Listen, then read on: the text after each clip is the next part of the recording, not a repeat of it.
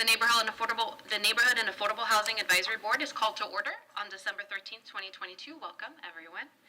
The agenda for today's meeting is on the wall at the entrance of chambers. Please remember to turn off your cell phones. To ensure a complete record of the board's action, we ask that each individual wishing to speak clearly state your name and spell your last name for the clerk. I will ask the board members to introduce themselves and identify the fields they each represent. And we'll start with you, Robin. Robin Field, Residential Lending. Carmen Santiago, representing the people. Gabriela Camacho, Affordable Housing Builder. Lindsay Dykes Harrison, Real Estate. And I'm your board chair, Camille Hefting, and I represent employers in Clearwater. So our first order of business, 2.1, is to approve the minutes of the board's November 9th meeting. May I have a motion to approve item 2.1?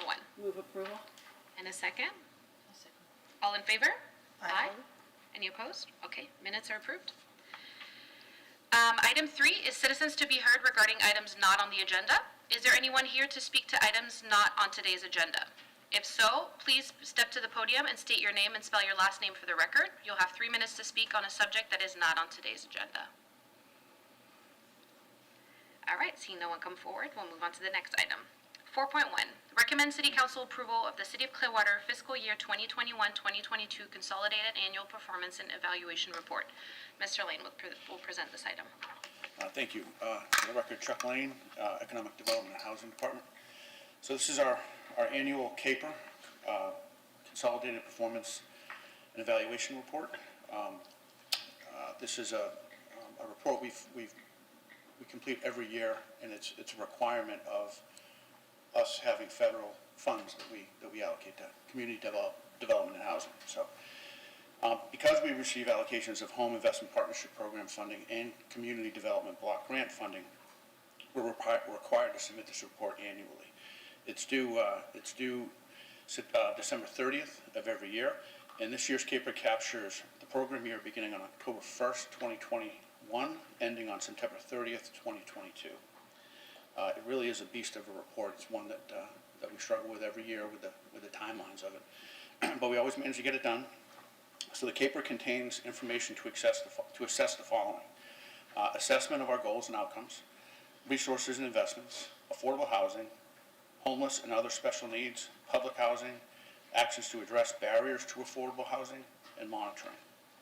So the main purpose of the CAPER is, of course, to document our use of federal funds, which, of course, is CDBG and HOME.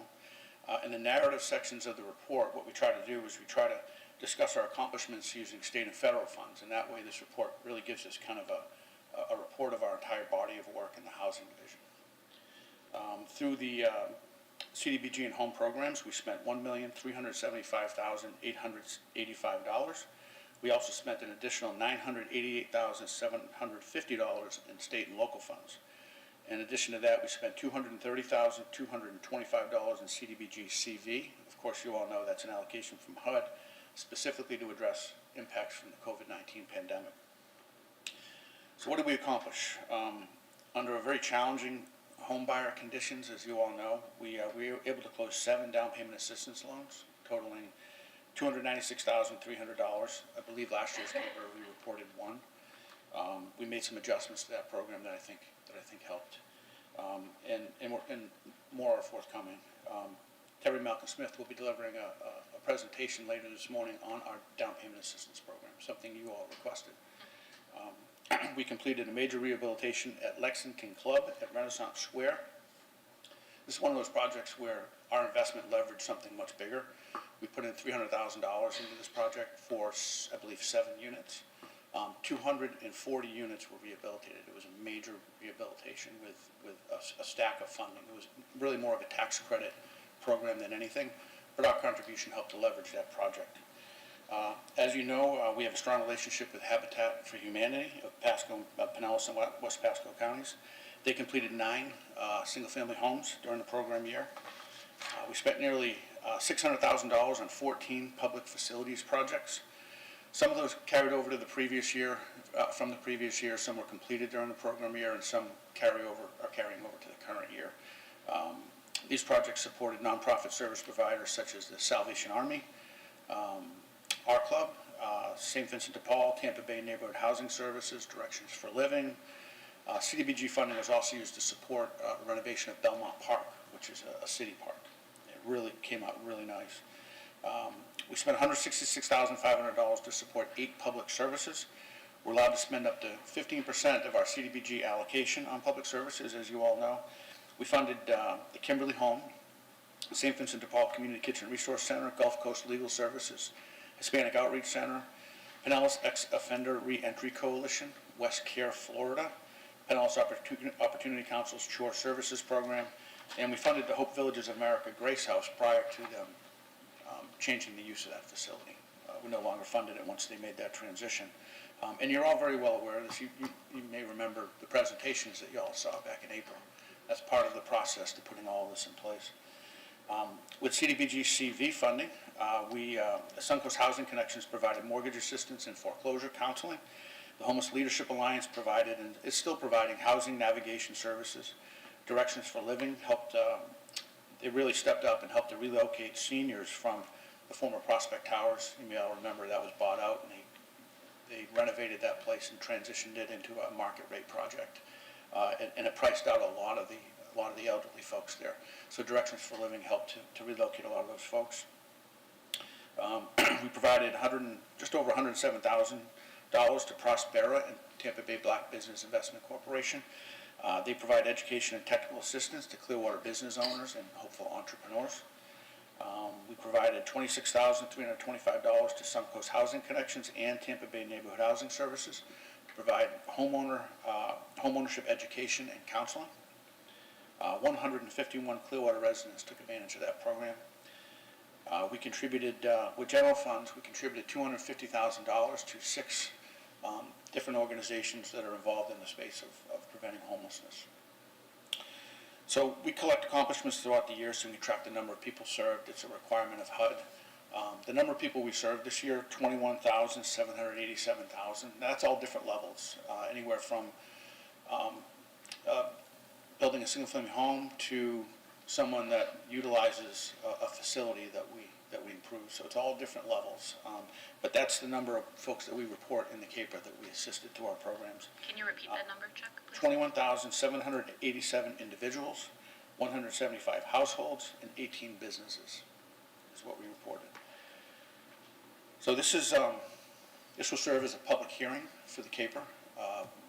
We were scheduled to have 2 public hearings before we submit this to HUD. The second one will be on Thursday when I present this CAPER to council and to the city council and ask them to approve it. So I'll take questions at this time. Comments or questions from the board to Chuck? I just had a quick question. The subrecipient funding, we're going to start that process again soon, correct? Is that? Yeah, we start that process, it's usually February. February, okay. When we really open the application process.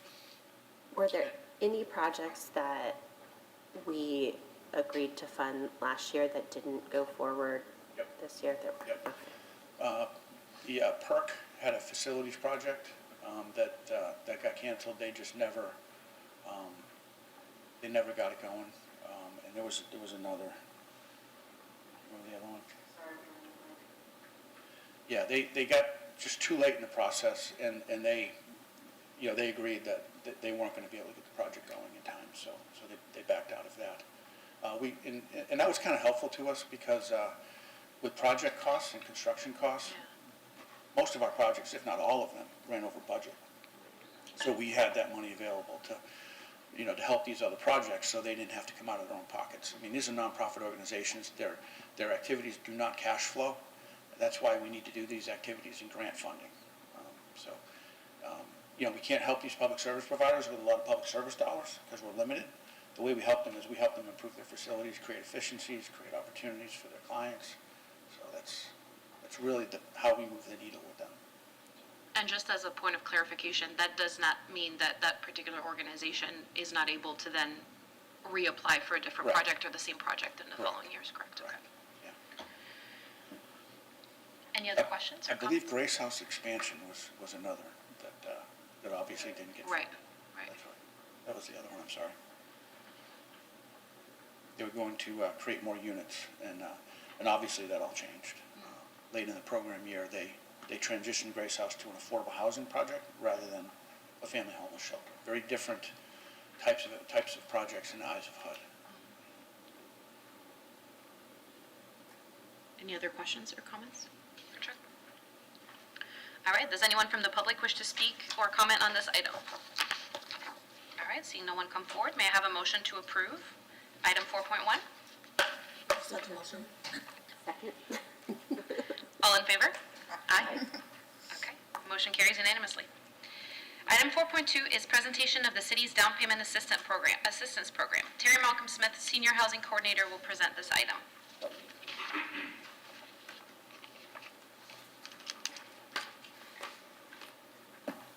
Good morning. Morning. I'm Terry Malcolm Smith, for the record, and I will be talking to you guys, telling you guys about the city's down payment and assistance program. The Housing Division uses the following funding sources: the State Housing Initiative Partnership Program, SHIP program, the HUD Home Investment Partnership Home Program, and ARPA now will be used for folks that are over 80% median income, but less than 120%.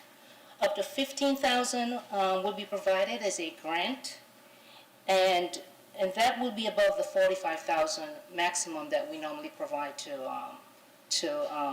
the normal down payment and assistance, for the normal down payment assistance. The funding will only be there to fill a gap. So in the event that someone needs additional money to be able to purchase the property, then that's where that additional $15,000 will come in. And that's not just for the folks that will be using the ARPA funds. It's for folks that might be folks that are below 80% median income that might not be able to afford the property if this $15,000 is not available. That's really the borrowing capacity, right, Terry? If it's really Correct. a function of how much they're able to get in that first loan, that determines really what's needed. Correct. We're not trying to over-subsidize an individual. We're trying to make sure that the dwelling that they're purchasing is affordable. The 15K, just real quick, is only for under 80.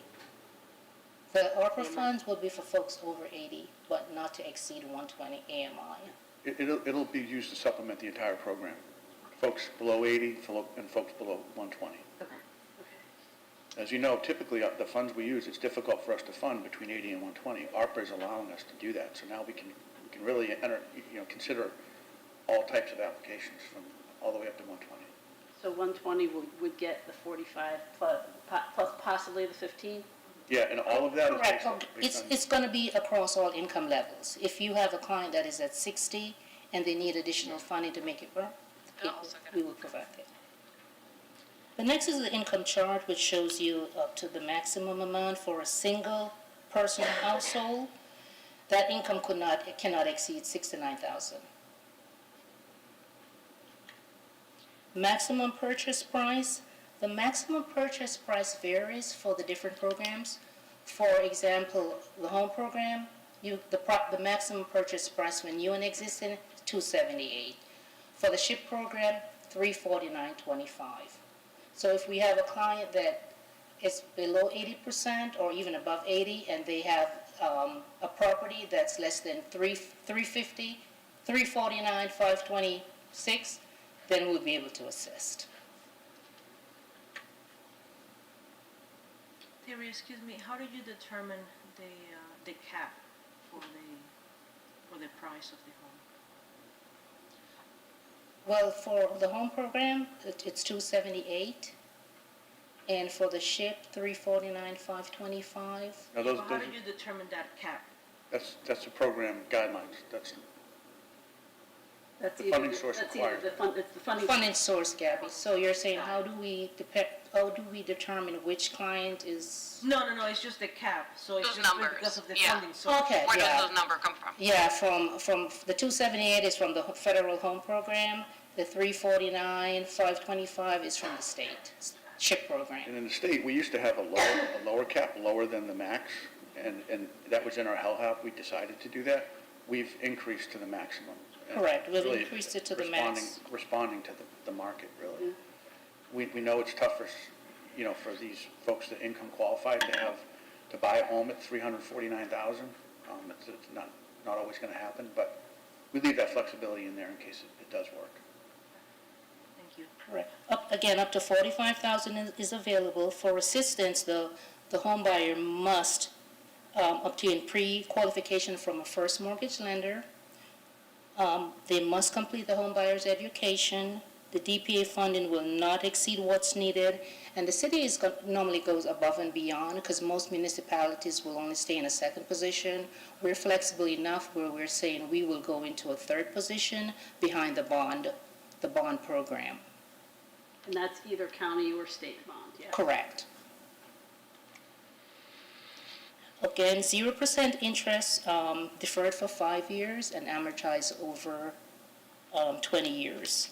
The first 5 years, no payments. After the first 5 years, it's amortized at half of the $45,000. So the payment amount, $93.75, is standard for all clients that are receiving down payment assistance. So if they get to the end of the 20 years, we forgive the remaining loan. If they sell the home within those 20 years, we have a lien on the property, we collect the full amount. Additional requirements, contribution. The homeowner has to contribute at least 1% of the purchase price. Again, home buyer's education is necessary. We recommend that the homeowner, they get a 4-point inspection to evaluate if that's the property they want to purchase or not.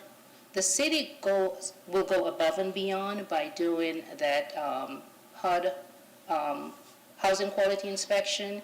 And you made a recommendation to us, which we went back to the department and we made adjustment to say that as soon as a person is income eligible for the program, we will advise our partners that process the down payment assistance to go ahead and order that inspection so that it saves time and it's not where it's going to prevent someone from closing when the first mortgage lender is ready. So that's a positive step that we have taken. We do run a risk of taking that step because in the event that the house is not, the project doesn't go through, we have no funding source to pay for that. We have to use our admin dollars to cover those costs. The first mortgage has to be a fixed mortgage. It cannot be any kind of predatory lending where they're being charged, for example, prepayment penalty if in the event that they pay off ahead of time. So that's something that we do our due diligence on when we review these applications from the lender. We make sure that it's fixed, that the cost that they're charging is at least 4%. It's no more than 4% of the loan amount. And we also advise the client that in the event that they run into any kind of difficulties in making payments, that they can always contact us and we can at least get them into some kind of counseling before it's too late. For our clients to apply for assistance, we advise them we partner with Tampa Bay Neighborhood Housing Services, formerly known as Clearwater Neighborhood Housing Services, and Suncoast Connections, formerly known as Tampa Bay CDC. The applicant is required to complete an application, and all household members over the age of 18 has to be listed on the application, not for qualification purposes, but for household size, because when we do household income, it has to be a household, not just the person who's applying for the loan. Proof of income. Documentation. We require at least 2 months of pay stub for all working household. Social Security, if they're on Social Security, whether it be disability or for minor children, we have to take that into account. VA benefits, alimony, pension, child support, and we require the most recent tax return, even though we just try to look at the tax return to make sure the income that they're reporting or within what they've received, in previous years. For assets, we will take a look at the most current 6 months bank statement, 401k, or any income coming from retirement source. We also require a pre-approval letter from the lender. So before processing an application, we have to make sure that a first mortgage lender has approved this client to move forward. We need the sales contract, and we need the home buyer's education certificate to make sure that they're fully aware of what they're getting into, all the ins and outs of what home ownership is about. And that ends my presentation. Any questions for me? I do, I have one. Is this information provided in the city website? Yes, or it is, or if not, we can post this on the website also. Are there debt-to-income ratio qualifications? We're very flexible. I think we're better than most other municipalities because we will say we'll go up to 45% of the back end ratio. We don't look at the front end. We just take a look at the back end. And if someone's back end is over 45% of their income, then we think that they need to go to counseling, work with the creditors to get that debt back end ratio down.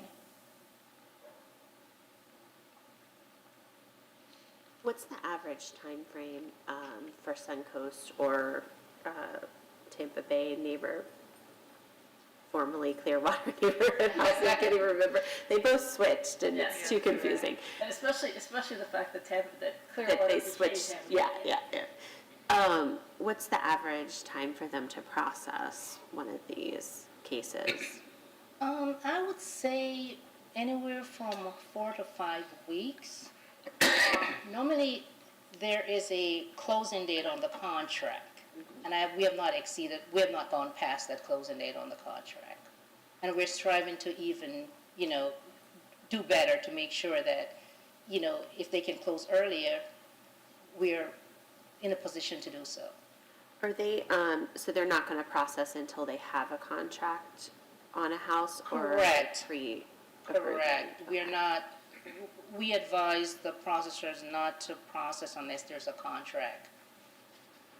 Because without a contract, to be honest, there's really nothing to process. Well, the income, if they could do the income certification, kind of like a pre-approval ahead of time. The neighborly application, how we have the neighborly application structured, it requires a contract for them to move forward. So they could work with the counselors to make sure that they're income eligible, but to take it beyond that, we really need a property to make sure the property is within the city limits of Clearwater, and that that whatever they're purchasing is within the guidelines. So doing the down payment processing, I don't think it's paper, a lot of paper that you're collecting. And to save the time of doing so, we structure the application to not go forward unless you have, as you said, a sales contract.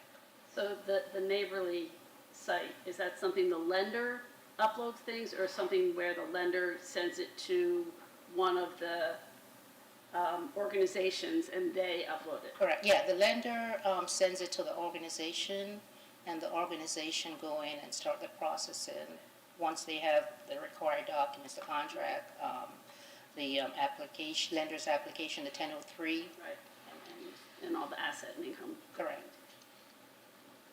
So does that mean that a resident of the city of Clearwater technically can't get like pre-approved for down payment assistance loans until they found a property and they have a sales contract on that property? There's no to your point, Lindsay, there's no pre-approval process for a person to know that they are eligible for the DPA before they start looking for houses, because we know how fast houses come and go on the market. So if this is too long of a process, and you have to wait until the person finds a home and puts an offer on a home to start that whole process, that seems a little backward. Well, they're always working with the counselor. Okay. They have a one-on-one with the counselor, so Okay. even though there might not be an application that, they have started in the neighborly system, the counselors are collecting the documents. Okay. Like they're working one-on-one to say, yeah, you can go ahead and I can look at your income and assets. Okay. To make sure you're eligible. So all the documents you were listing, all of that happens before the application And technically. if they're working with a good lender who knows the program, the lender can also calculate the income. Okay. And make sure that it's within the maximum income allowed. Limits. Yeah, it's just to save staff time instead of, because Yeah. every time that an application is completed in Neighborly, it triggers us to go in and to review that application. So we tailor it so that unless you are really ready to purchase the property with your contract and your approval letter from the lender, then we would want you to upload all those documents into the Neighborly system. So per what you presented earlier, Chuck, there were 7 DPA loans closed in fiscal year 2021, 2022. So that means there were 7 households that were successful in getting the program the assistance that you just presented. Sure. What I want to know from this board and maybe even from members of the public is that a number that is high, that is low, that is average? I think from years past, it's probably lower, but that's more to do with the housing market. And these are recent changes, because you guys used to be under 80, correct? And now you're going up to 120, which would help serve more people that can qualify. The biggest issue we've had is the home prices and being able to qualify for the program. So a lot of times when you were under 80, it was difficult to qualify for home ownership in the city of Clearwater because of the home prices. And also the feedback that I've received from our partners is that the stock isn't, I guess the stock is coming back, but the Right. housing stock a couple of months ago, it wasn't really there Right. for, our clientele to really go out and effectively research and, obtain the property that they can afford. And I think it's also fairly recent that the maximum price has gone up to that $349. In the past, it's been right at that $278 or even lower, obviously, in years past. But to find a house for, less than $278,000 within the city of Clearwater that is going to pass the inspection that it needs to pass is difficult. We do think the changes that we've made will make a difference. We're going to be able to serve a lot more folks over 80% AMI. The extra $15,000 in grant funding will close a lot of gaps. I do, the market's slowing down a little bit. I mean, it was just record pace. I mean, you couldn't, when you were partnering with local government for a loan, you couldn't keep up. You couldn't close anything. I think we're going to see an improvement. We saw a drastic improvement from last year. We had 1 DPA the previous year, and that's just a function of the market. Right. We made adjustments, it's improved, we've made more adjustments, and I do think it'll make a big difference. We're hoping it will. Have you slotted how many down payment assistance cases you can do in the upcoming year? Or is that coming up with our next thing that we approve, the next subrecipient funding? I wasn't sure if there's for 2023, if we have a target of how many DPA cases you can do.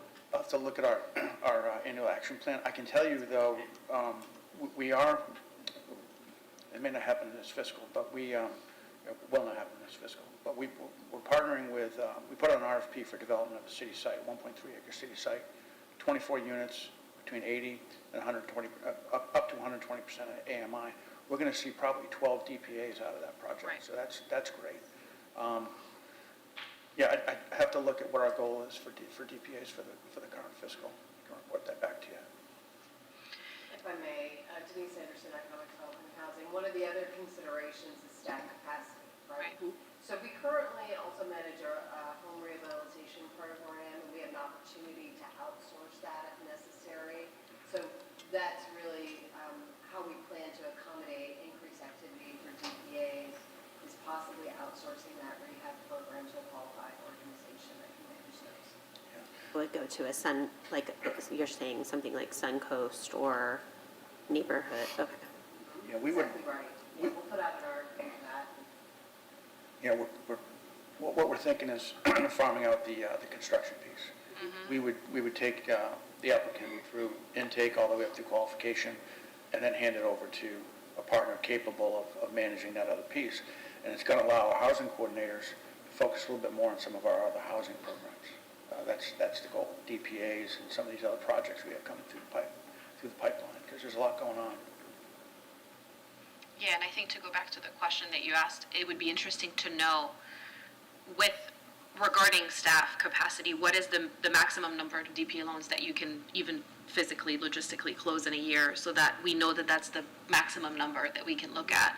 And it's also a question of, the more people we help, are these funds going to be enough to cover the maximum number of people that we can help? Because another thing that I saw in the presentation is the 15K additional comes from ARPA funding. Once these funds are out, there's no replacement for these funds unless we, allocate funds for that. So those are also things to take into consideration, obviously.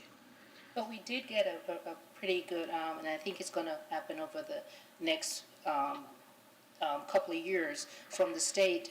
Our allocation is over $1 million. Okay. So we do have funding available from the SHIP fund and from the home program to assist, folks buying home.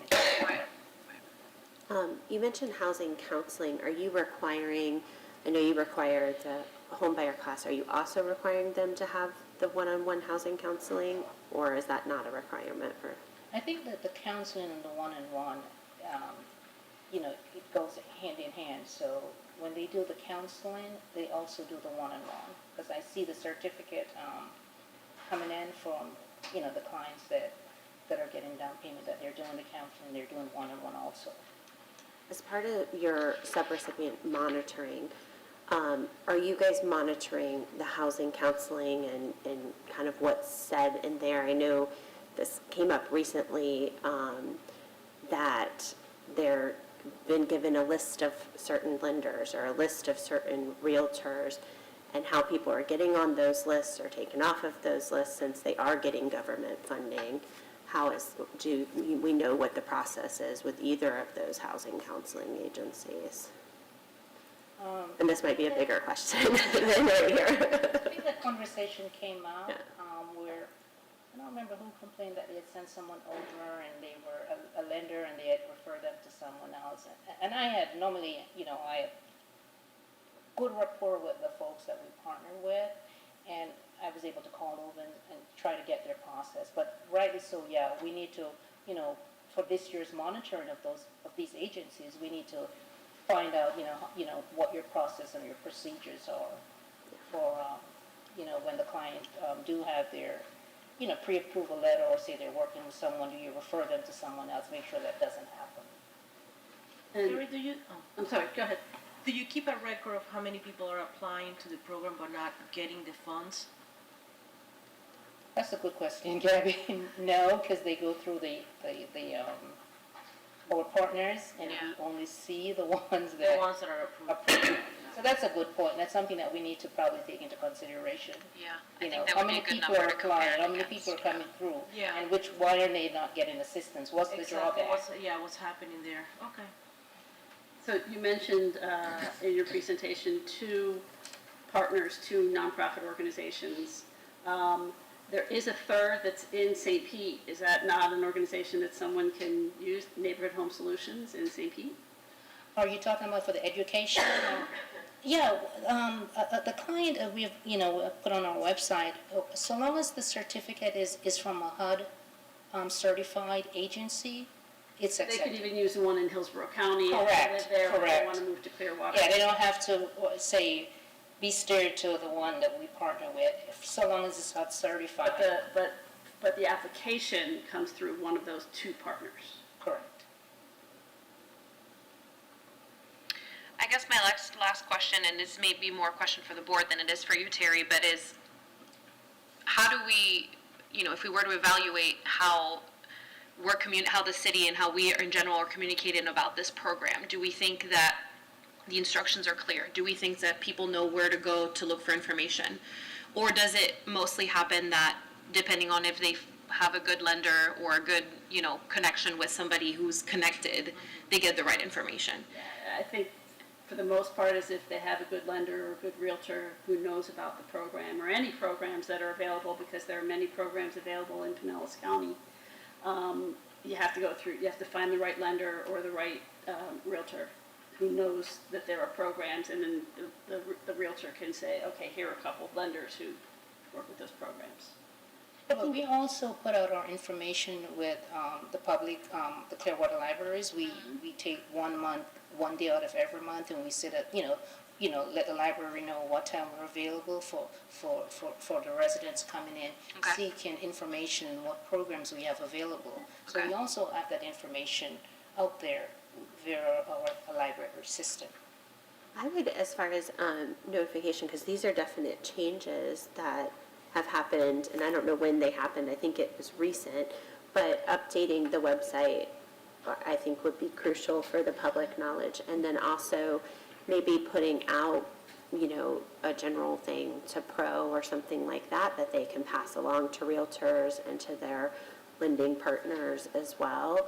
And maybe there's a better source for lenders other than Pro, but somewhere just to put out a public notice that, hey, we have made these modifications to the program. Because I have a spreadsheet going, and then because they're always changing in every we've talked about this before, every program's different in Pinellas County. But I do try to check the websites for each municipality before I meet with a client to know. So if that's updated, or just putting out a general, notice of some kind to those partners that are helping with the down payment programs, I think would be good. That's a great idea, some sort of press release or something that can be sent out from the city of Clearwater that would And you kind of even look at that. especially like in my company, anytime there's a change in any down payment assistance program, I have to report it to our higher up so they can change, so that everybody here locally knows knows what's available, and and so they can approve Right. the use of the program. So we do plan to put out a press release. Okay. I'll be working on that. And Terry and I have also talked about updating our email distribution list of For the lenders. lenders. Yeah. And to get that information out through a direct email blast. Mm-hmm. You all will see that distribution, so, share that as you can in your professions. I'm excited about this. I think this is one of the best changes we've made, since I've been here, in terms of getting more done with down payment assistance. And the market's changing, so, Right. it's a good thing. I wonder if, since you mentioned having a day every month at the library where it's kind of like an open house and people can come and ask questions, I wonder if we should think of something of this format, but have, realtors come in or lenders come, whoever is part of the process, because it's really a partnership. There's a lot of people that rely only on the information that their realtor has or only on the information that their lender has. So I think it's a good idea to open that up to the different stakeholders in those conversations, because there's going to be people that obviously are very interested and going to do a ton of research, and then there's people that just don't know until somebody tells them this is what's available. Yeah, we've actually, are in the process of 4 consecutive months having open houses at the library. And it's at the East Library. Okay. For people to come in and freely ask questions. Previously, we've done it at Greenwood. the North Greenwood Library. Participation's light. I mean, we'll get 1 or 2 folks come in, but, if you can help Absolutely. anyone, it's worthwhile. So, Terry has spent some time at those. I've sat in on those. We always cover it one way or the other. Ms. Sanderson has sat in on them as well. So we have one this Friday at East. Awesome. Okay, so this is a presentation on the item, so it does not require a motion, but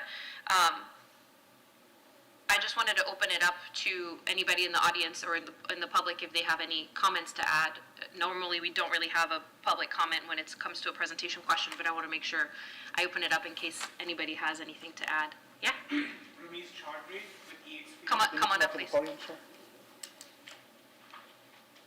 Ramesh Chaudhary with EXP Realty. CHAUDHRI. Thank you for having me here. I just have a quick question about the lender pre-approval process. Are we helping those individuals with that pre-approval as well? Or is it just that you go get pre-approved and then come to us? Because that will create an issue depending on what kind of a client it is, and they may not even be able to get that pre-approval letter. No, they get that pre-approval on their own. We really rely on the bank's underwriting for this. If they're approved by the bank, and they income qualify under our program, we're not going to deny them. So they have to go to that bank, and they have to get their pre-approval on their own. But is there any counseling being done to get that pre-approval letter? For example, let's just say your DTI is too high, or your credit score needs to be 20 points up. Are we then talking to that individual and telling them how to get that? Well, that's why home buyer education Okay. is a requirement of the program. Okay. So they, And I think that's also incumbent on the lender.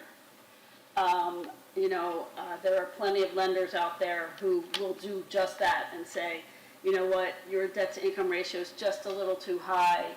Let's talk about maybe paying this down or paying this off. Or you need to work on your credit score. Let's go to one of these counseling organizations. They will help you. And that's really, I think that unfortunately that's lender specific. It Some is. lenders know about all of this, some lenders don't. It is. You're absolutely right. And my other question was regarding the homeowner inspection that we spoke about. Can they use any licensed inspector, or they have to use the one that the city of Clearwater uses? well, when it comes to the housing quality standards inspection, we have an inspector on the contract that we use, and they have to use that inspector. Is that Landmark? It's Rock Solid is the name of it. Okay. Now, we encourage them to get a 4-point inspection on their own. Right. It's not required. The housing quality inspection is required. And when you all sat on the Affordable Housing Advisory Committee, you asked that we move that up in the process so as to not delay the loan from happening. And Terry explained that we've done that. Okay. So- Yeah, and the 4-point needs to happen and pass in order for insurance to be on the property, Right. so. Right. The home inspections, the home inspection would come at the beginning, like your normal contract, and it's totally different than the HQS. The HQS, the Housing Quality Standards Inspection, is more for the down payment assistance fund. So you would still encourage, as a realtor, them to do their regular home inspection where they get the 4-point and wind mitigation and the full home inspection report, because they're very different home inspections. Now, the home quality inspection is more strict than the 4-point and the wind mitigation, correct?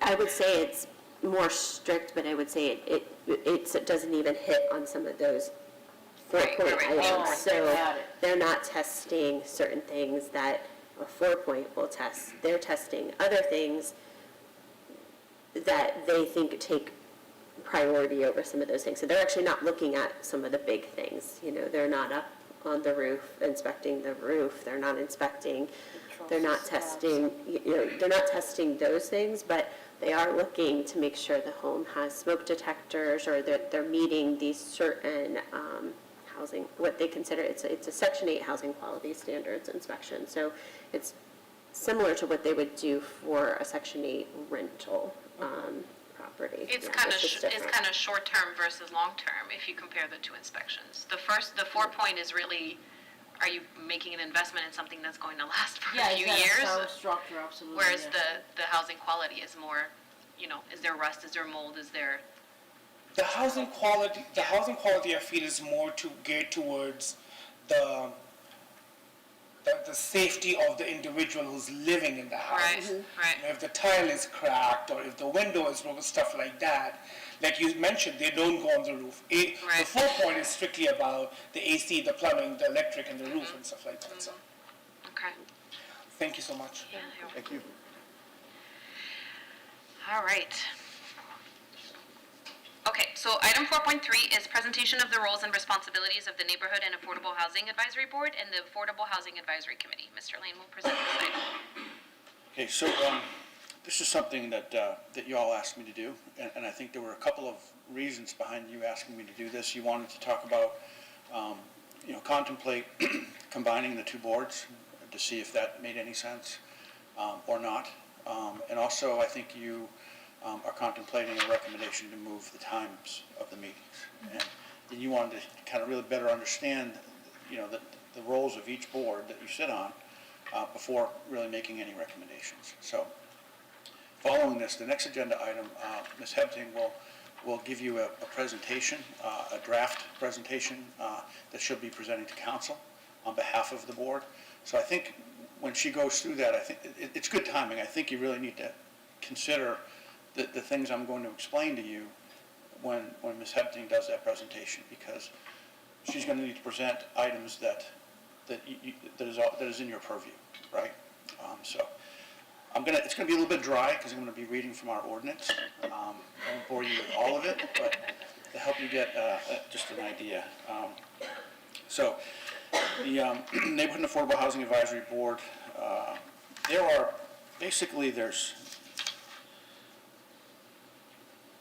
let me talk about the membership first. Okay, the board shall consist of a minimum of 7 members and augmented by 4 members annually by resolution of the City Council who are residents or conduct work within the city. Members shall be appointed by the City Council. You are all appointed by the City Council. The board shall include the following: 1 citizen who is actively engaged in the residential home building industry in connection with affordable housing. Ms. Camacho fills that seat. 1 citizen who is actively engaged in banking or mortgage industry in connection with affordable housing. Ms. Fields fills that seat.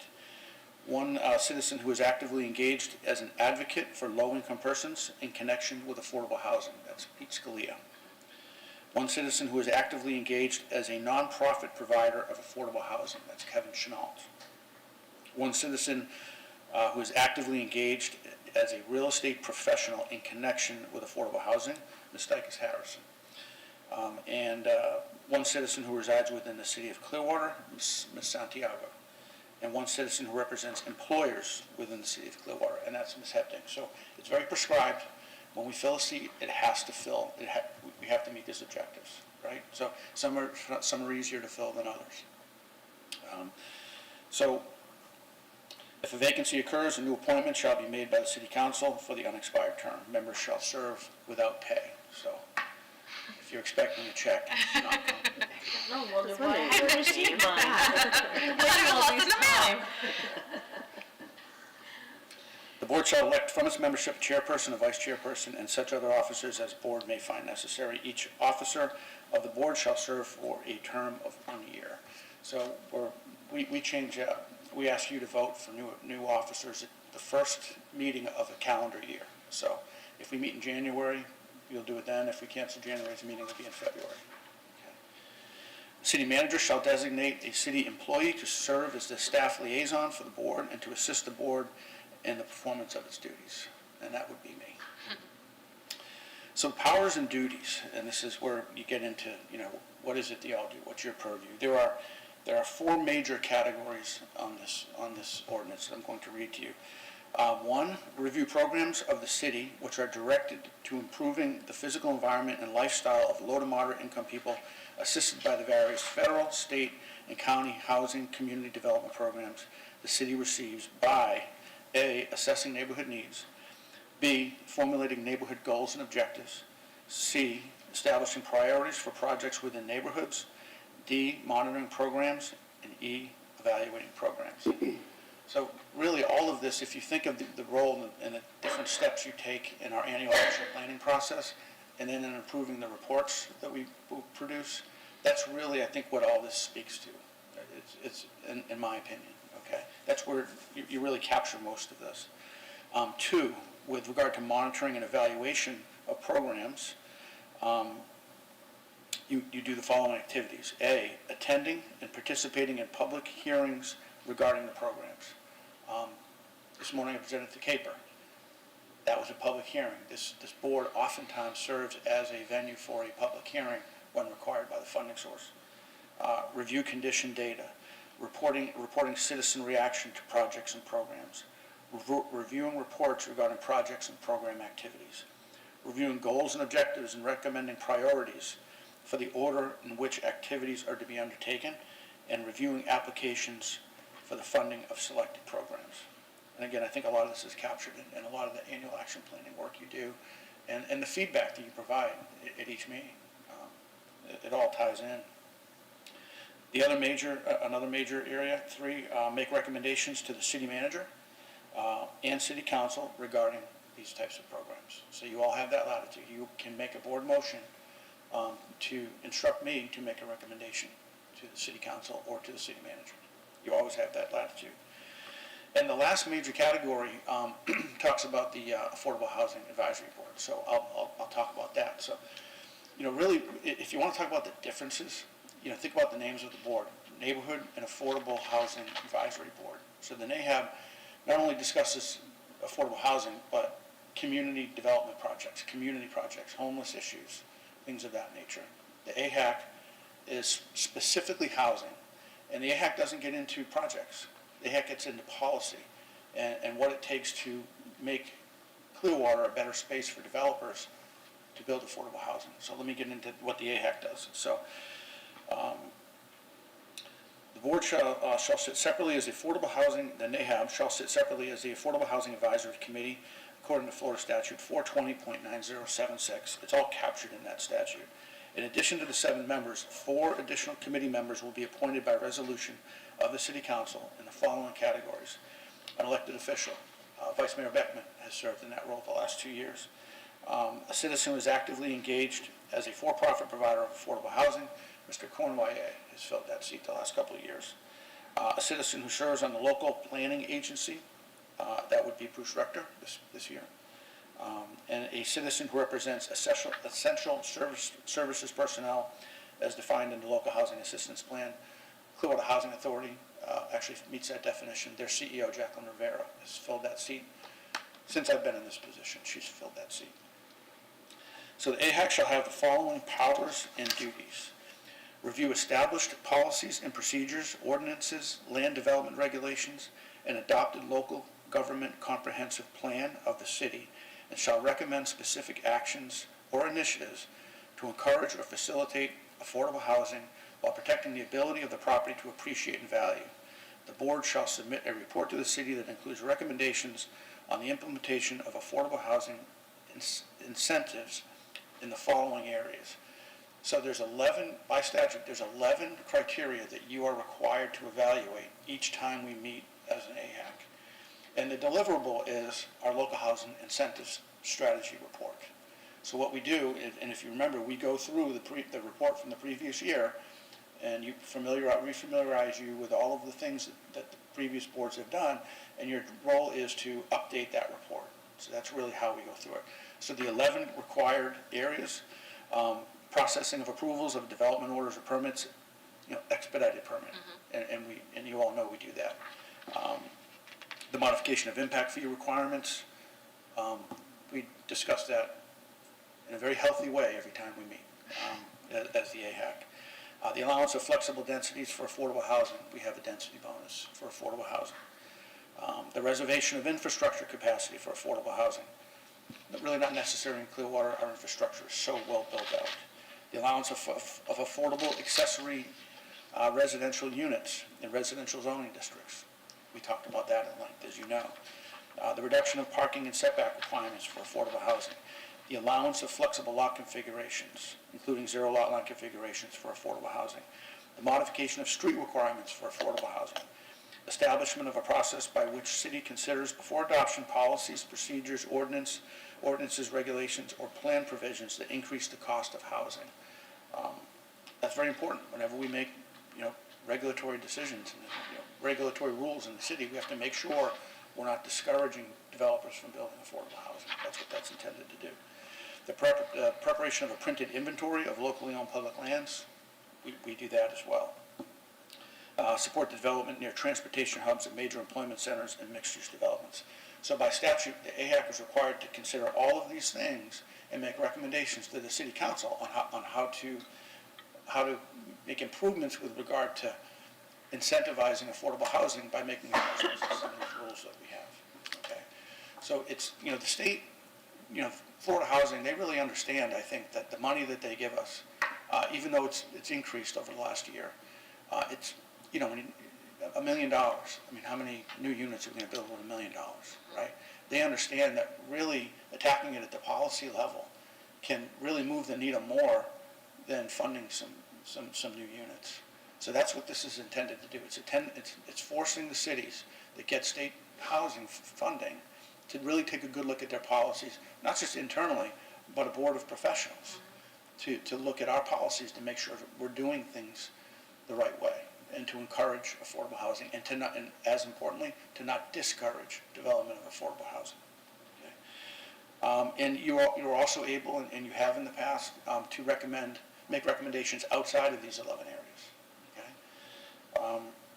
The approval of the board of the city's local incentive strategies recommendation and its review of local government implementation of previously recommended strategies must be made by affirmative vote of a majority of the membership of the board taken at the meeting. You all make, as I said, you make modifications to our local housing incentives strategy report, and that's how you make your recommendations to City Council. And I present that to the board. So the appointment of these 4 additional members shall terminate upon the adoption at the end of the year. Once I present that to council, those 4 members automatically are terminated from the AHAC, and then we have to go through the process again in the fall. We've talked about not allowing the committee to sunset and changing this, and just reconvene. But I think that may conflict with the statute, so we're trying to stick as close to the statute as we can. There are some, I believe, that have just the Affordable Housing Advisory Committee, and that's a year-round committee. Personally, I think that having the 2 committees, I think it makes a lot of sense. The AHAC, we keep the AHAC to the statutory requirements, and we don't go outside of that. Now, whether or not we can, I think for the sake of your discussion, I think we probably can if we wanted to combine the 2 boards. The AHAC would have to cover the other issues that you cover as an AHAB, like the annual action planning process and the like. That pretty much wraps it up. Do you have any questions on anything I've very boringly presented? Any questions or comments for Jim?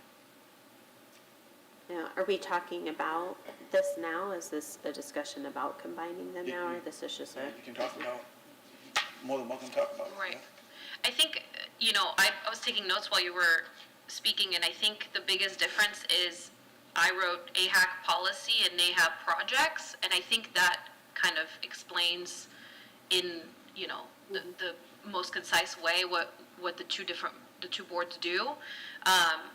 You can look at it and say the AHAC, because it's about policy and reviewing policy, is about incentivizing affordable housing for the city of Clearwater, while the NAHAB is about executing affordable housing for the city because of that distinction.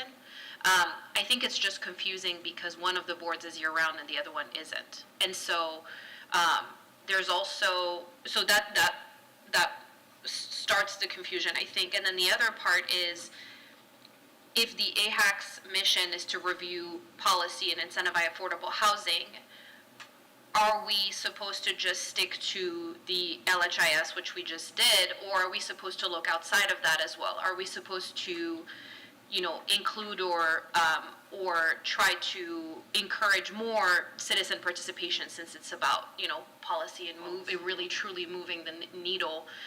And same thing for the NAHAB. I think one of the comments that we made in the past is that we are not seeing a lot of citizen participation because of the times of the meetings. And so that's one of the conversations that we wanted to have. But it makes sense the way that it is explained and the way that it is written for the boards to be different, because they have different goals. I think it's just confusing because a lot of the members happen to sit on both boards. So that's what started the confusion. Yeah. But Chuck, you said that we could combine both boards and meet year-round, right? Yeah, if that's your recommendation, we would explore that, the legality of it against the statute. I have to believe it's an option. If that's something you think is the right way to go, it's something that we can pursue. I don't know that, and again, that's a legality question, but because the AHAC include an elected official, it might be a different rule for the NAHAB, because if the whole point of NAHAB as a body is to make recommendations to the city council, it would be counterproductive for a member of the city council to be part of that body that makes recommendations to city council. So I don't know if that would make it difficult to. That's a wrinkle in this. Yeah. I don't know how the city council would react to that. Right. I'm quite certain Ms. Beckman would love to sit on the board year-round. And I certainly wouldn't have any objection to that. Right. It's not my call. But we don't have city council members that sit on advisory boards. Right. It's not what happens. So that would be something the city manager would have to weigh in, the city council would have to weigh in on that. Well, personally, I look at the AHAC and I see that it makes sense to only have it part of the year because of that report that is due, because of the recommendations that are due. But I think if the AHAC were to become a year-round board, we would basically need to have a lot of input from citizens in order to have anything to discuss. Because beyond those recommendations that we make in the 4 or 5 months that we meet, what would we be reviewing? What would we be, incentivizing? What would be, I think they have to, the two entities make sense as separate entities for that reason, because they're completely different goals, but I think having it combined may help with, especially if we're trying to change the time of the meeting. Maybe scheduling wise, it would be helpful to only have one, board year round that meets at the same time every month and, whatnot. I think, but I don't think it's necessary. I don't know what you guys think. And usually when we're doing the Affordable Housing Advisory Board, because honestly, I thought I was just coming to the same meeting every time. Yeah, And then I'm like, oh, there's more people here now. But we held our meeting just right afterwards, and sometimes it was very late on those months anyway. So I'm not seeing the need for dividing, or combining. I think the agree. divide worked well to accomplish the goal. Yeah, I try to do that at your convenience, to try to have both meetings at the same time, back to To back. help, You know, so- What I like about the combining both boards is we have more voices. Right. And the AHAC would be meeting monthly, right? So Right. year round, so I see that as a benefit. But I also get what you guys are saying about the different policies and what the different boards do.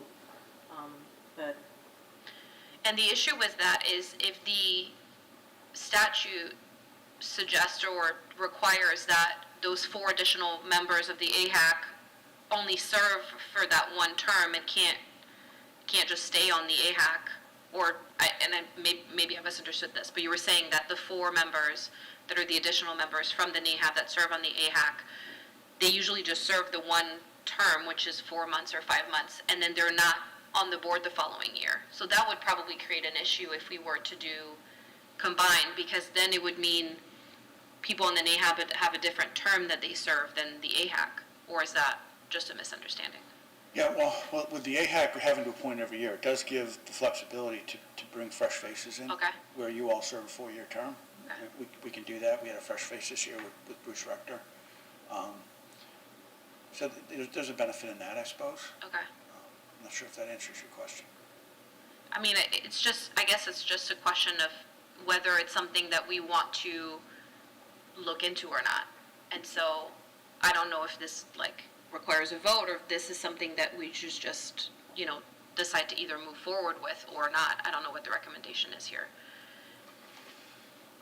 So, I don't know. I mean, if you want me to look into, what the temperature would be, within the city, and combining the boards and the legality of it, I can do that, if that's what you want. I mean, it almost sounds like you're leaning towards the two different boards. If that's a decision you make, we can leave the status quo. If you want me Okay. to try to do some more research. Should we just go around and state our position? I guess Yeah. okay. I like the 2 boards, and I think for those few months that we are meeting, and I know we're talking about the action plan during those times and things like that, I think it also gives a good direction for carryover for our board the rest of That's true. the year. And then I also see the logistics of having a larger board and the commitment from them to be here for the entire year. But I'm fine with the 2 boards. I think they both have distinct goals and objectives, and there is some merging, obviously, because we're talking about some of the programs as far as the action plan, but I think it also gives a good conversation for us to move forward with the remainder of the year. yeah, that seems logical. Now, the time, we never have any Right. input from the community, Right. so maybe we have to really look at that. and- Yeah, and I think that'll be a separate conversation, but just for the time being, would you rather have one board or two boards? No, I think that the two boards make more Okay. sense. Two boards. Two boards? Two boards. Okay, perfect, then we'll just keep it as is. Okay. Now, I do think we all agreed that we need to revisit times for meetings, right? Do we all agree with that? Yes, okay. I think so. So is that something that you can bring back and maybe look at the schedule for 2023 and see what's possible as So far I think, as? I think what y'all are asking us about having evening meetings, and that would be presumably for both boards. Yeah, Okay, so the goal is to increase public participation. So Right. I can tell you, and I don't know if Ms. Sprague wants to weigh in on that we've done that before with advisory boards, and it has not yielded more people. You know, I mean, we could try it. There are other things we can do too. We were talking about this with Rose the other day, and she talked about active people being able to participate Yes, remotely. so with the agenda program that we use with the city, there's the ability for public comment to come in prior to the meeting. There's also, she was saying, and Denise, you may know, there's actually an email address for this board through our system where people could provide comment. And one of those, and I don't remember which, has the ability to receive comment during the meeting. So if you're discussing something, somebody can comment right then and there. So there is virtual participation opportunities. But there's not participation, right? not right There's now. the opportunity to We haven't participate, but opened it yeah. up Yeah. to that, so that is something that you could explore. But as Mr. Lane said, we've got boards across the gamut of time, and this is It's really usually good. What about the open house that you guys talk about that you hold? I'm wondering if you try to have it on a similar day or something if you're advertising something like that because it's about affordable housing and things like that, then they become more aware of this board or the interest of the board or the meeting, and what's happening. I'm wondering if it's something like that. I know he's always saying, let's bring all of the community in Right. and have everybody here, but something like that to try to engage or get more participation. I don't know, that's what I think. If the time doesn't seem to be necessarily the draw, maybe just more information out there about what the board is doing. Or maybe survey the community, like put a survey out there Right. to see if there's interest in participating in person. Because I get the virtual that is available, but I don't know, I guess I'm old fashioned, but I think I have to be there listening to the conversations. I have to be actively engaged, listening to the conversations in order for me to spark questions, Right. So you have to be available to be there, right?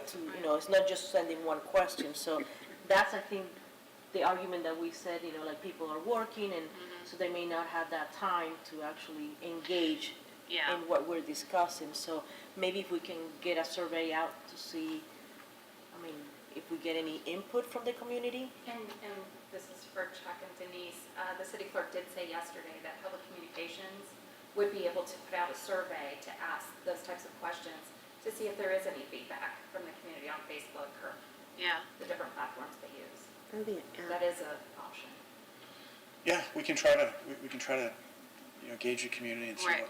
what they think.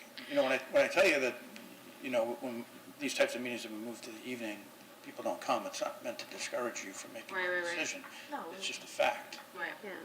it's a history, it's One, we have to consider too, all of us on this board happen to be, professionals because of the makeup of that board. And so we have to think of that too when we commit to moving that time. I think because of how much logistically is involved in moving a meeting like this one to an evening time, I think we need to try all the other things before we move it.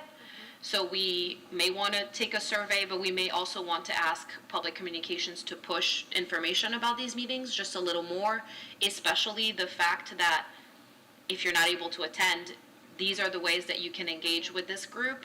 Because I think that there are people that would, see it as a reminder on Facebook or something. And if I had seen it on my Facebook feed last night, I could have looked at the agenda and said, oh, there's a comment I want to make about something that's happening here. for example, the DPA, loan presentation, I would have sent out an email and that would have been part of, the engagement that we're looking for.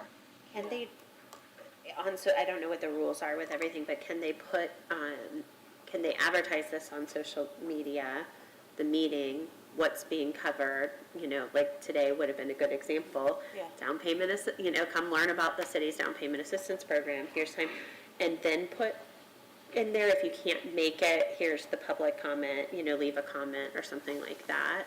I think those kind of engagements will get people more involved. So maybe we try that for half of the year and Yeah. see what kind of. We need to give it a feedback or little bit of support we time, get, yeah. like if it's being pushed out more aggressively Yeah, out in social Yeah. media, and then if we see that there's people that wants to participate, maybe that'll tell us that, Yeah. maybe we should open it another time. Okay, so I'll work with our public communications department. that would be on, great. on Thank you. Bringing more awareness to this. In terms of that survey, you want me to hold off on that and see if we move the needle with enhanced participation, or do you want me to?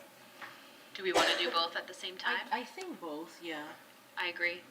And maybe part of the survey is like, how would you rather receive the information through social media, or Or emails or. emails, or or just on the website, like maybe we should just Okay. survey the public like that. Because that way, before the summer of 2023, we can kind of recap how it's changed or how, the kind of like the feedback that we've gotten. Because summer is always a little different because people are on vacation and all these things. But Right. if we take from basically January through May or so, I think we'll have a good period of time with feedback and data to see how we want to move forward. Okay. Sounds good. Thank you. Yeah, that's great. Okay, perfect. Item 4.4 is board discussion regarding the presentation by the chair of the Neighborhood and Affordable Housing Advisory Board to the City Council. So I'm going to step to the podium and take you through a draft PowerPoint that I created and that Chuck and Denise looked at. The goal is not for me to run through the presentation as I would give it, but more to gather feedback from you all on things to add or things to remove or things to edit. Okay, so I'll go.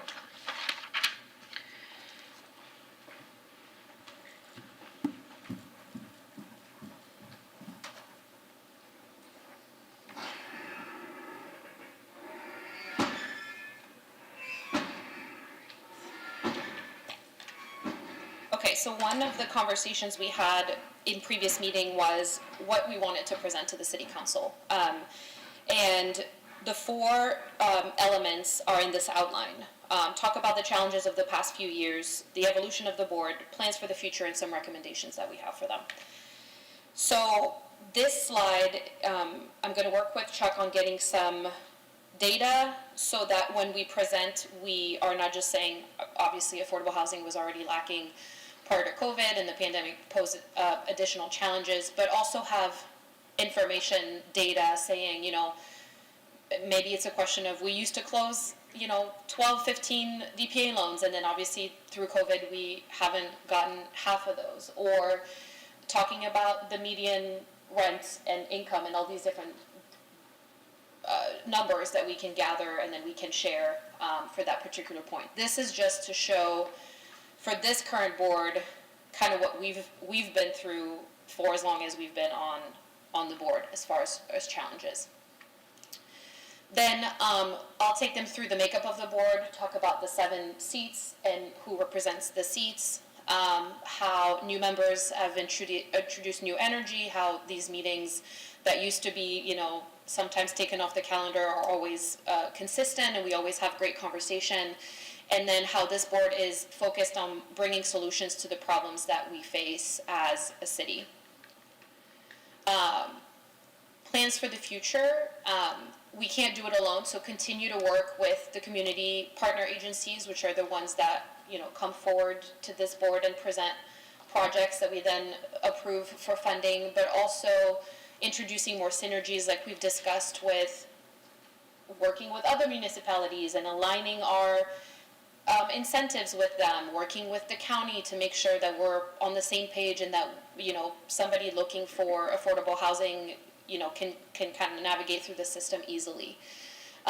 Increase marketing, which is something that we've talked about since I can remember on this board, and we actually just mentioned it for the meeting, but really making sure that it's not just about where are the dollars going, but are we making sure that people are aware of the programs that exist, so that those dollars that are going into those partners agencies or the DPA loans are dollars that can actually help our residents.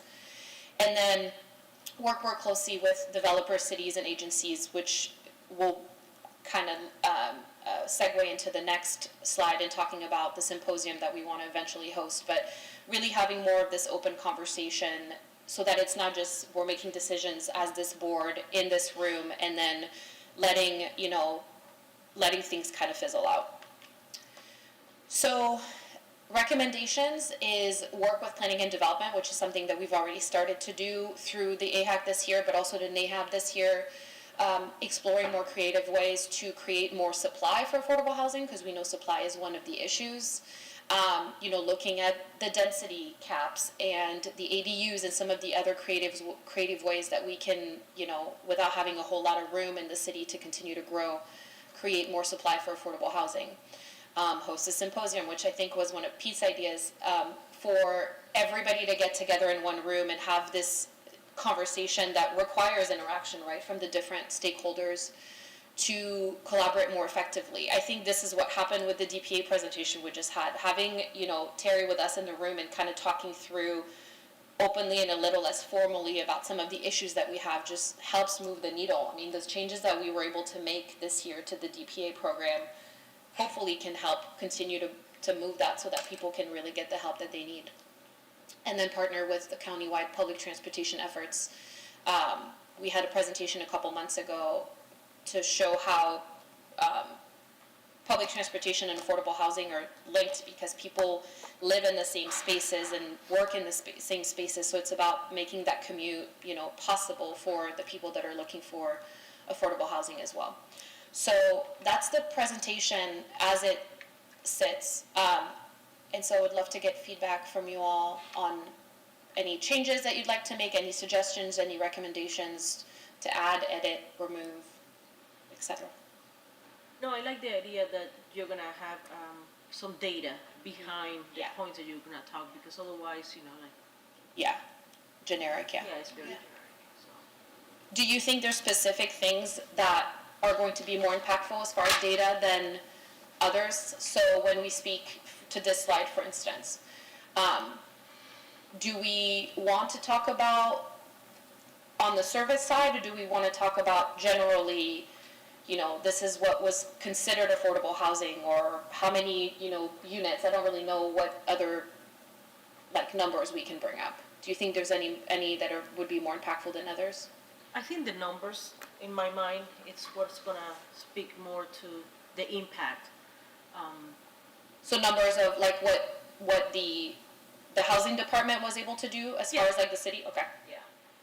That, and then more the economic scope of it, you can talk about the average, purchase price of a home in the city of Clearwater and how that increased over the last 2 years. And then just in general, the overall inflation, because I know we heard some projects weren't able to be completed because of the cost of construction. I think that was kind of, even when we did the subrecipients, when they came, they were just saying, that I thought that was a similar theme we heard with a lot of the construction projects was the budget and where that budget might fall with the cost of supplies and things like that. So just overall, briefly maybe mentioning, I think when you're talking about the COVID pandemic and the challenges, it would absolutely be inflation across the board.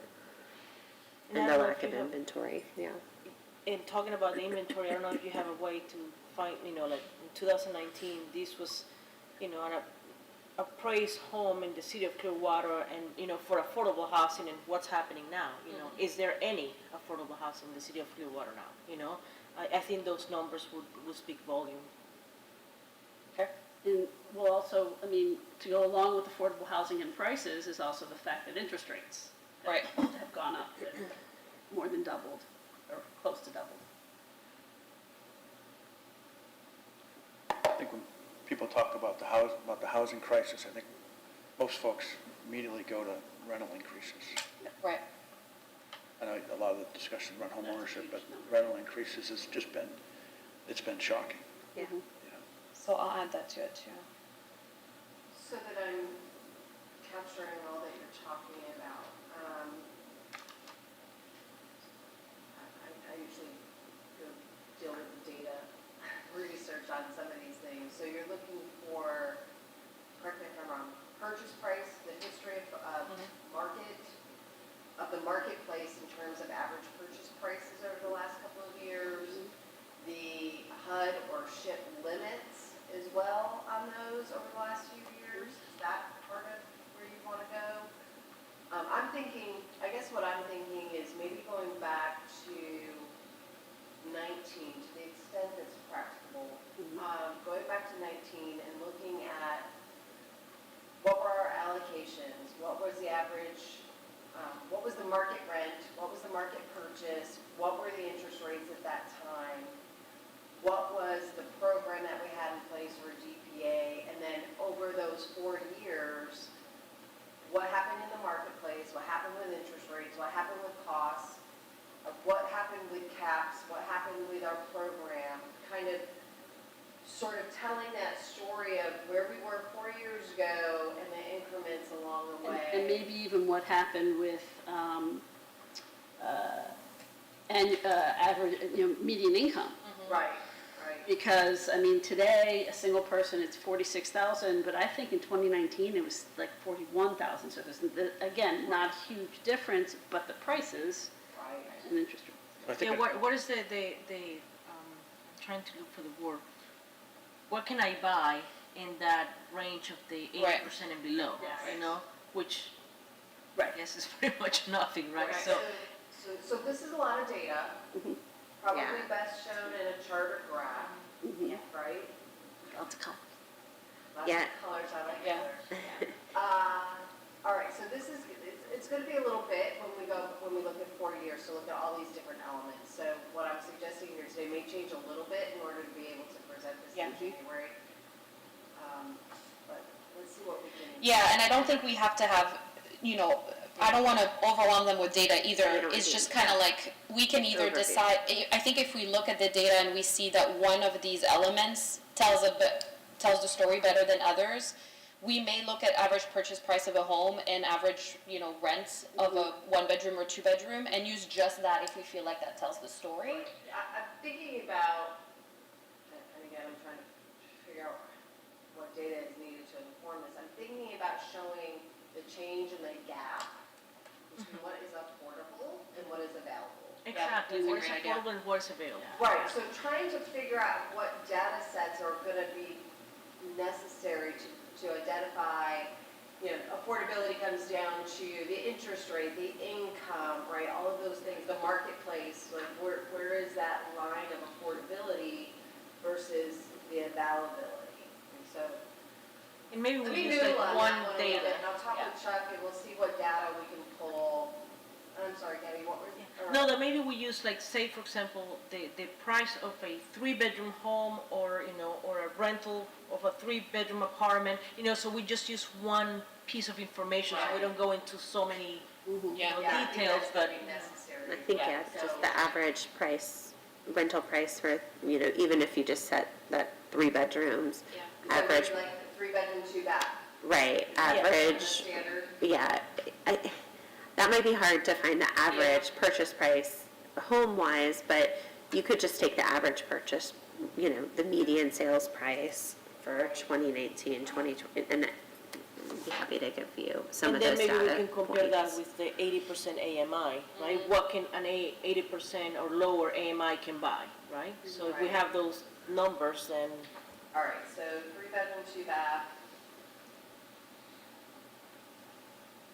And 80%, so those are really kind of where we're focusing, right? I think maybe to show the improvement to the down payment program, we've now had to shift so we could serve more. Right. There was a need, because under 80%, the affordability wasn't here in the city limits of Clearwater with the current home prices. So I think we can probably show those trend lines and then say, and so the response has been, we've made change. So this is, in 19, this is what that program looked like. today, this is where we're at, and we've added ARPA now to it, right? And we've added, we've increased our cap, we've increased Yep. certain things, Yeah. so, okay. What would be interesting would be finding out later on if the DPA is only now working for 80 to 120 and nothing below that number. Because that's probably what's gonna happen, right? I Well, mean, based hopefully on the their- market's shifting, Yeah, so. right, yeah. like, Well, the interest we're getting a rates, you little, know, yeah. to Robin's point, that's pricing a lot of people out of that. So if you take high costs and high interest rates, and suddenly you're priced out of anything. Anywhere, yeah. So that 80 and below, I think, is gonna be a problem for quite some time, regardless of the amount of subsidy you might be able to provide. Yeah. Okay, so what was this slide?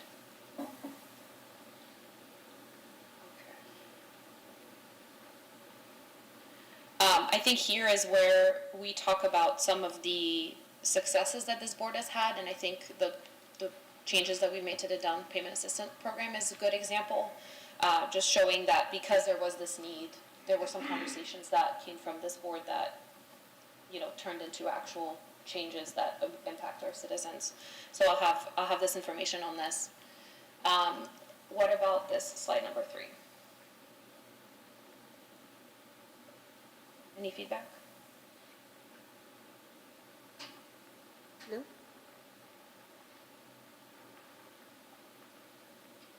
Do you think in your recommendations for a symposium, you're addressing some of these things in your plans for the future? Yeah.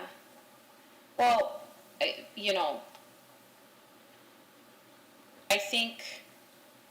think the difference between this slide and this slide is this is kind of the trajectory that we're on with this board and the things that we think this board kind of does well and wants to continue to do.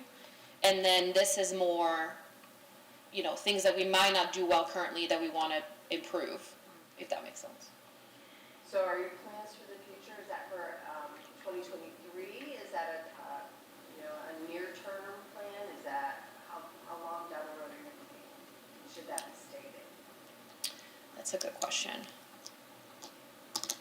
Maybe the title needs to change so it's less confusing and it's kind of more,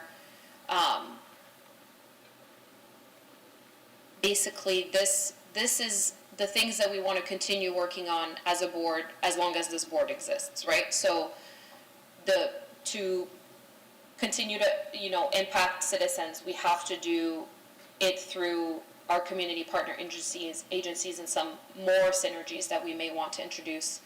And then, increase marketing and then work closely with developers. This next slide is more specific recommendations for the future. This is confusing. The plans for the future here is confusing because it sounds like it's 2 slides of, what are we going to do in the next year? What are we going to do in the next 5 years? To your point, I think we may want to put some sort of date on some of these, but I don't know that 2023 is necessarily realistic. I don't know, what do you guys think? I think the previous slide to say, so one of the things we maybe break it out, this is what we're going to continue to do as a board, and then this is what we hope to, not necessarily plans, we hope to increase. Yeah, because we do market, but we want the marketing to step up so we get more engagement, and maybe put something like that, because we did just have a whole discussion on public engagement. Work closely with Okay, developers, yeah, cities, I and like that. We want to continue, one is continue to, the other one is improve, and the last one is introduce, basically. So, okay, Maybe we can call it ongoing opportunities. yeah.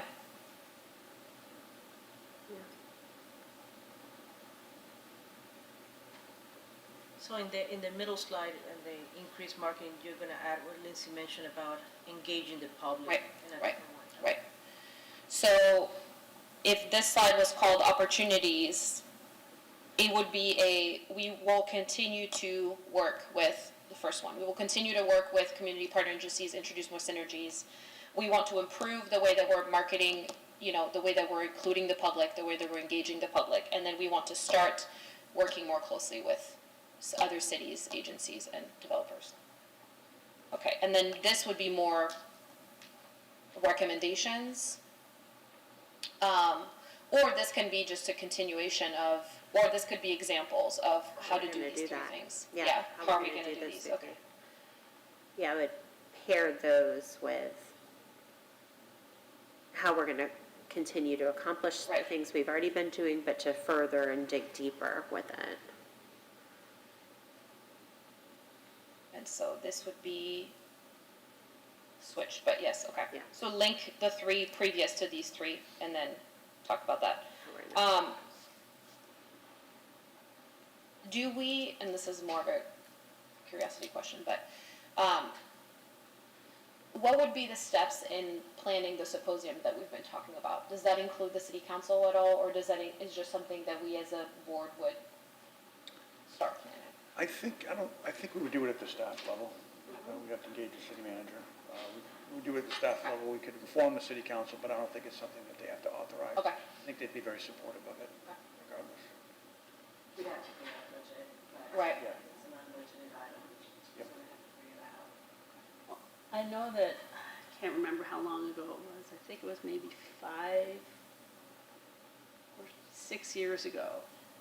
It was really just, almost just an afternoon where some of the city's economic or community development departments got together.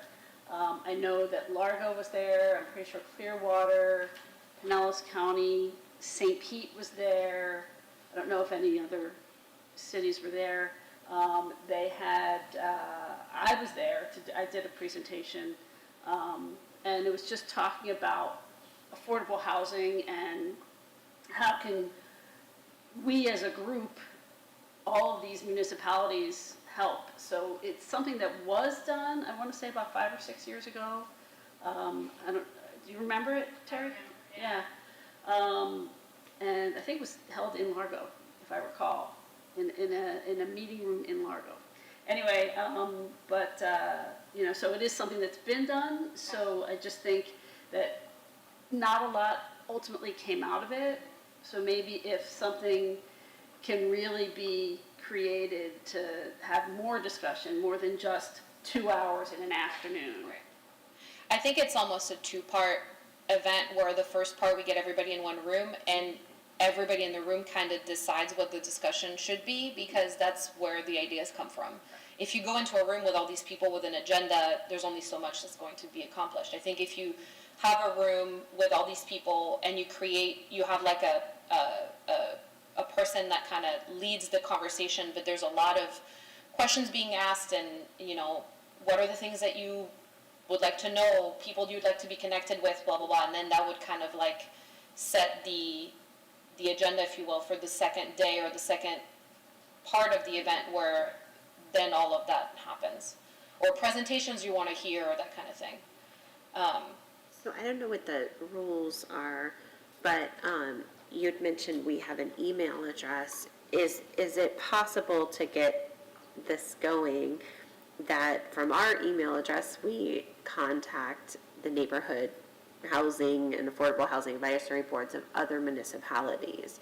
So City of Largo, City of St. Petersburg, Pinellas County, try to get that moving with a conversation. I like the idea of get everybody in the room, but have some guidance of what we're, some kind of agenda of what we hope to accomplish or have a discussion about. And, those discussions can lead to further discussions, but at least have, something planned out between the different boards. Is that, what kind of sunshine laws does that break? Yeah. So.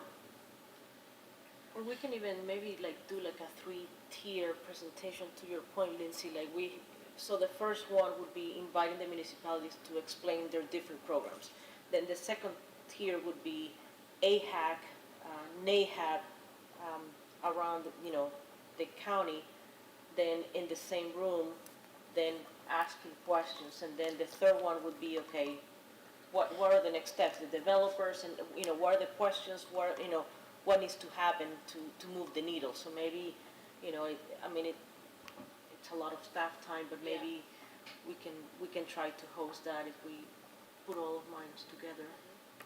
So one of the things that, I'm sure, way back in your memory banks, the housing compact that came before you and was approved by resolution of the council. This is a, county is taking point on that. It includes, I think, all of the municipalities, all of the entitlement communities, Largo, Mills, Park, et cetera, et cetera. And so there is an intention that we collaborate and work together to establish common goals and objectives, common approaches, things like that. So what I don't wish to do is somehow migrate into that work that is going to be picking up. My understanding is that it's starting to pick up again, and it's in its focus and intensity. So I think there's a fine line we need to, so that if Clearwater's hosting this, that it's perhaps Clearwater-centric. This is about us trying to, is it to communicate? I mean, the read is it's communicating with developers and municipalities and players in this space, and not necessarily the public. Have I got that correct? So this is a symposium for those players in this space, correct? Those influencers, policymakers, doers in this space. So I think we have to be careful not to have mission creep or not to overlap and create confusion in the marketplace with what the housing compact team is doing. So the housing compact team is doing? They're starting up again. Yeah, we had a meeting last week. They took the compact, and the major components of the compact was a heading for, further detail. Really what it is kind of it's an action plan.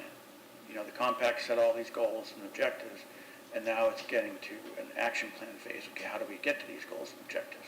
Okay. So we went through that last week. It was the first meeting that the housing, I think it's called the Countywide Housing Tactical Team. It was the first meeting that team had since the compact was approved. There's been no movement.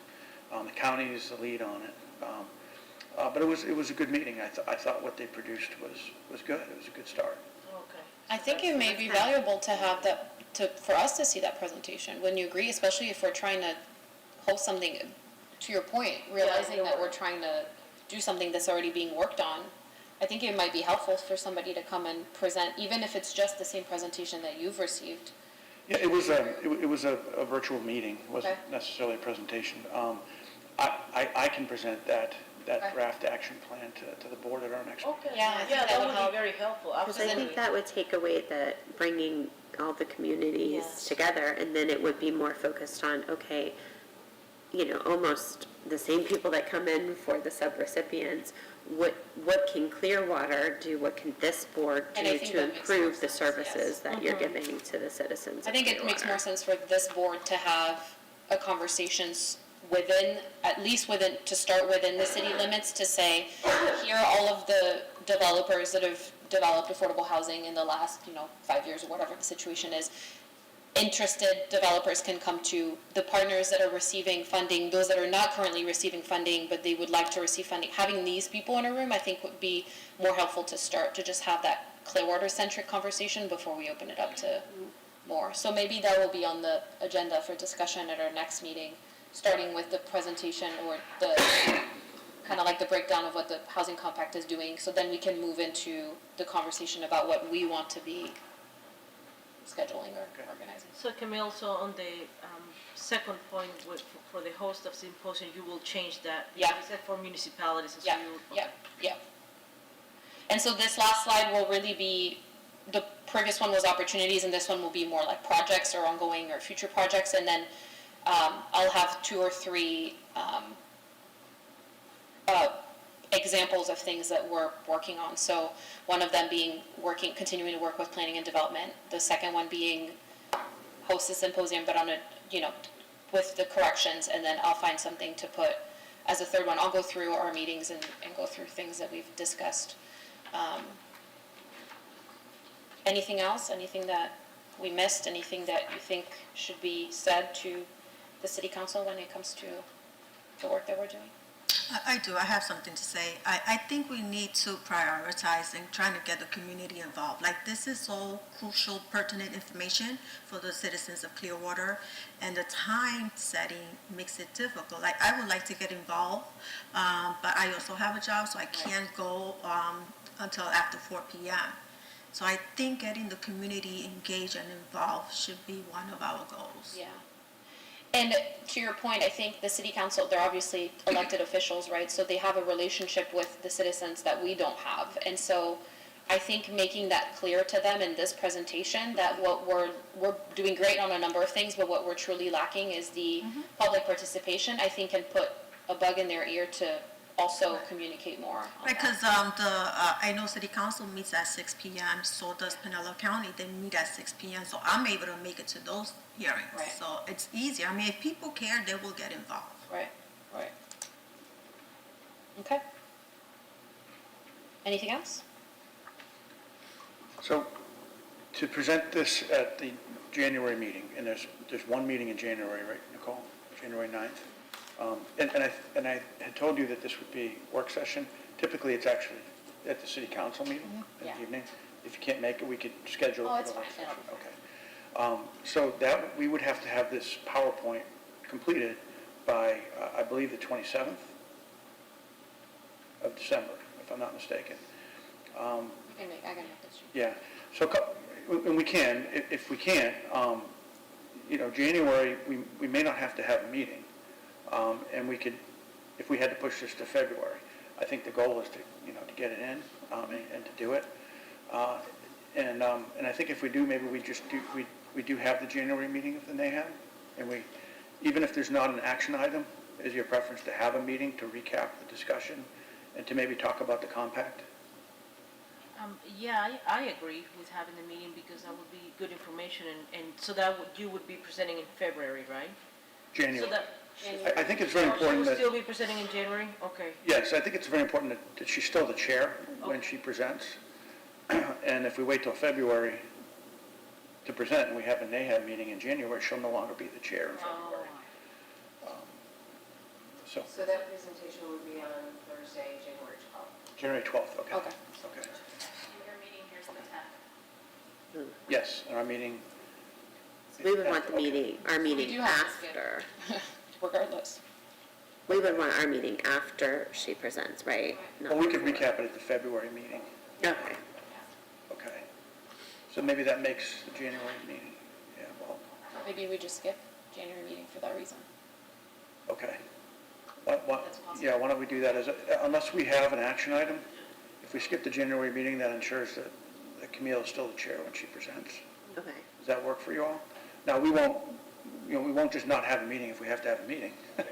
If there's actionable items, if you have to take action on an item, we'll have the meeting anyway. And we'll just explain, that Camille, what she's reporting on the year that she served as. Yeah, that's fine too. I don't think it really makes a big difference. Yes, So at the January meeting, you'll be chair, I believe the election of the chair is at the end of the meeting. So that chair would take over the beginning of the February meeting, so she still would be chair. There you go. during the Technicalities. council. okay, very good. Okay. So then that's on. Love that. Love those logistics. That works. Okay. So let's talk about January meeting. At holidays, I'm actually going away for, next week I'm leaving for a week. Good for you. But I'll be back for the meeting if you all want to have a meeting. Is there a preference to have a meeting if we don't have to in January? It's up to y'all. Do we have to have the meeting to elect? Is that what you were saying we had? No. Oh, okay. We elect in the first meeting of the calendar year. Doesn't matter which one. January is typically a meeting that we cancel because there's very little activity and there's no items for which we need to take action. And it's the 10th, right? Is the 10th or? The 10th. Yeah. So maybe if there's no action items, we just push it so that there's, one less meeting for all of us to attend and then. Yeah, I mean, during the holidays, it makes sense to do that if it's all right with you all.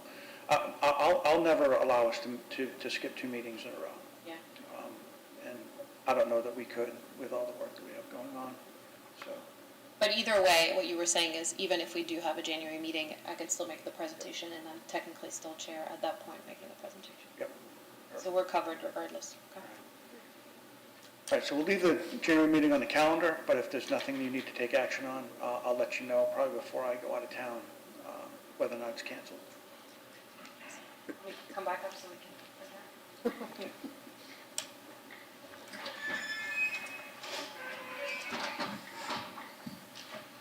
All right.